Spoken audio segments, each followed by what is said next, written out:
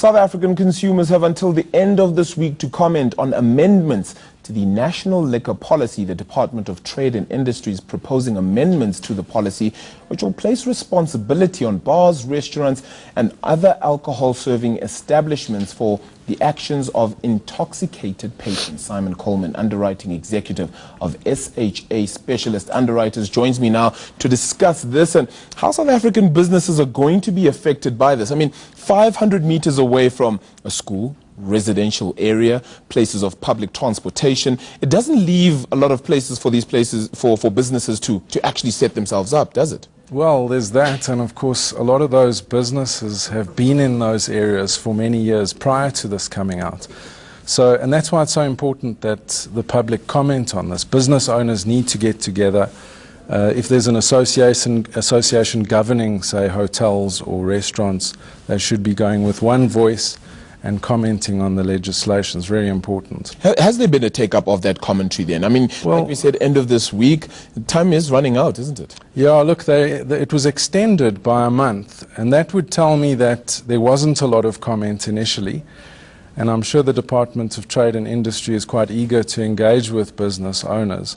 So let's hope that, in fact, I think it closes off tomorrow on the 13th, so it needs to be sorted out now. Now, clearly the residential aspect might be one to worry about, because it then brings in the whole aspect of drunk driving, doesn't it? How important and how significant will that be in this entire argument? Well, look, that for us as liability underwriters is the critical point, because what we're interested in, we insure a lot of businesses against liability claims. And we're really interested in whether or not bars and restaurants are going to be found liable where there's drunken driving. And that's really what this proposed policy says.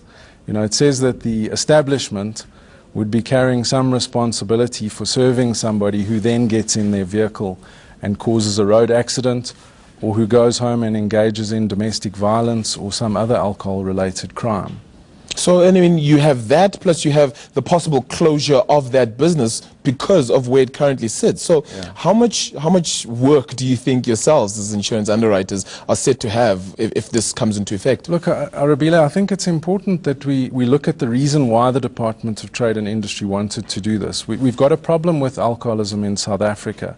So the underlying reason for doing it is a noble one. But perhaps it's not been thought out correctly on the impact that it's going to have on businesses. We fashion a lot of our legislation on stuff that happens overseas. So if we look in the US, they operate with something which they call dram shop liability, a dram being an English measure of alcohol.